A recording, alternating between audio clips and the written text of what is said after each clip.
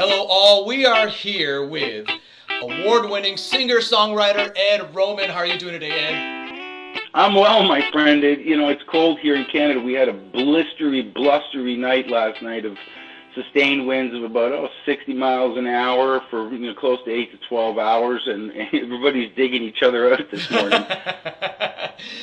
But you've toured the U.S. plenty. You're originally from Canada, correct? That's right. Born, bred, raised, hatched, however you want to look at it. I'm a Canadian boy. That's right. So, all right. I got to know, how's the Canadian industry different than that down here in the States, music-wise?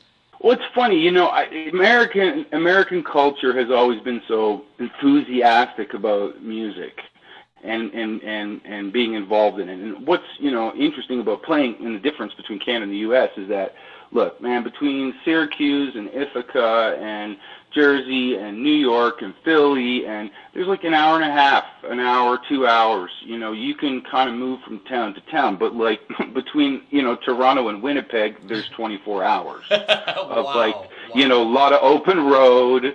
Trans-Canada Highway is not where you want to be in the middle of February. It's just like, it's death-defying, white-knuckle driving to get from A to B. So it's the spatial difference that makes it also difficult, because you got to remember, then get to A to B, you're spending more money as opposed to gigging from an hour and a half away. So with that, it's geographically different because of that. It's harder here in Canada. And the other thing about Canadians is that, we tend to look to other places around the world as opposed to, what's going on in our backyard a lot of the time. There's so much amazing music happening in Canada and so many amazing artists that are doing amazing things that a lot of times people don't know who they are until they leave the country, get recognition elsewhere, and then they come back and they're like, oh no, they're Canadian. Wow.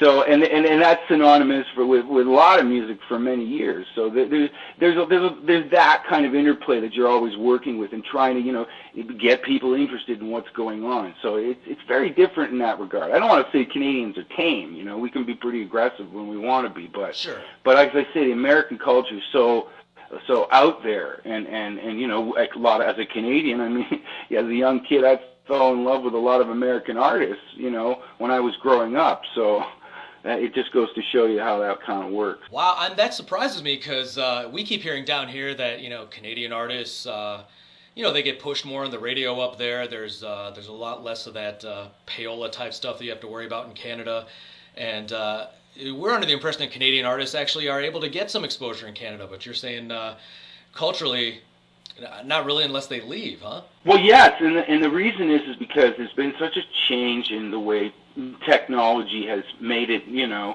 that much simpler for Canadians to have music and whatever they want to listen to in the palm of their hands, as opposed to having a radio or a radio station.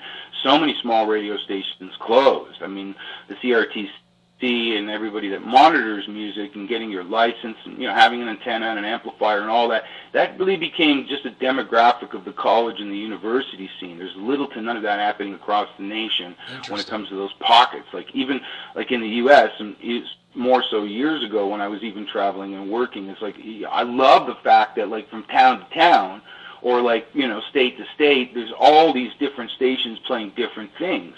And you don't have that going on as much anymore. Even just in simple rotation with, even the country station that's here in my little town, it's 8,000 people. It's not very big. They have 5 stations. There's a main hub that's north of here.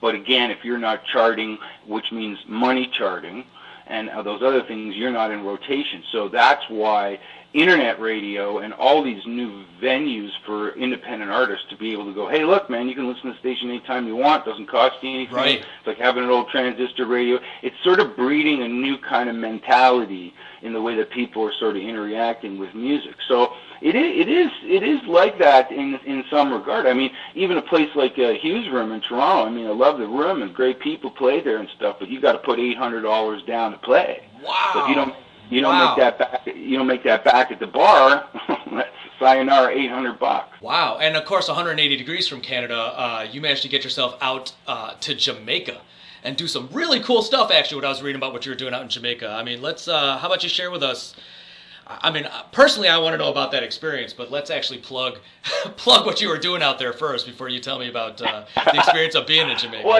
I think, yeah, man, as a kid, I fell in love with the place, reading books like Treasure Island and hearing about pirates. And, for years, I wanted to go there, right?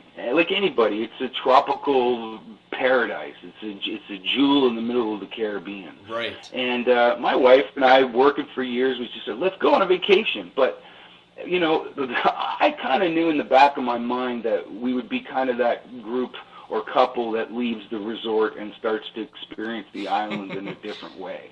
And, for me, it kind of reinvigorated my excitement for life, because there's a lot of people, including Jamaicans, that are saying, like, don't leave the resort. Don't leave unless you're with somebody, and da-da-da-da.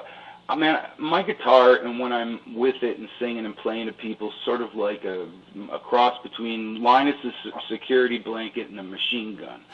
So I connect with Jamaicans who, in a way, man, you know what? If you're a great athlete or a good musician, you're kind of like in there, because they respect those tactical aspects of the human being. You know what I mean? Yeah. So I went everywhere from, like, I was in, District 3, Port Royal. I met Bunny Wailer, the last, surviving singing member of Bob Marley and the Wailers. I went to Tuff Gong. I visited places that most people don't get to see, and visited the island, and people's families that I went to houses, for dinner. Here they are spending their week's earnings to have this meal with you. Yeah. And it's a humbling experience, realizing that there's this other connection that I'm missing in the Western Hemisphere from people on that level. So I wanted to write a tune, and on Letters from High Latitudes, that tune is like in the middle of the record. It's sort of like the heartbeat of the record. And I wanted to bring the attention visually, even with the video. This is what I do. This is what you don't see in the resort. You see the marching bands practicing in the streets and hanging out with Rasta men who are talking about fishing for barracuda, and all of these things that you really then feel invigorated. So that's why I keep going back when I can. And at the same time, my wife and I, we try to give back. We send shipping barrels of things that we collect, or do the dollar store dive one day, or whatever it is, so that, because the things that we take for granted that are sitting around in our garage or basement that we don't use, they need stuff like that. So, that's how we kind of connect again on the island with different people, and we become a godparent to a child there. Oh, very nice. In the last 2 or 3 years. So that's all why that's that way. And as I said, it's a thriving musical culture. There's so many people playing music all over the island. I mean, not just guitars and horns, and they make instruments like out of old oil cans and bamboo, and drum sets out of pots and pans, and it's just like a heyday for musicians and artisans when you think about it. And at the same time, it's this beautiful retreat, mental retreat from the quote-unquote umbilical cord of the system, right? That's right. That's right. All right, everybody. That's Ed Roman, and you should definitely Google Ed Roman Jamaica, and you'll get to see a lot of what he's talking about there. There's, he's shooting a video down there. So tell us what to look for that's coming out next from you, and where we can find it. Well, hey, listen, everybody, if you want to check out the new record, it came out in June. It's called Red Omen. There's a big rooster on it, and this year's Chinese symbol is the fire rooster. I had no idea, but to hear the album's all red with this rooster on it.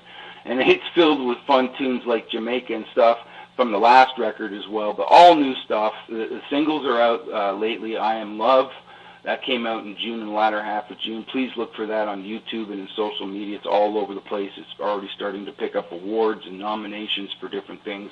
So it's an album that makes you laugh, think, feel good, and it's a good thing to add to your collection. Definitely. It's pretty fun. All right, Ed, thanks for being on the show. Pleasure. Thank you so kindly for having me.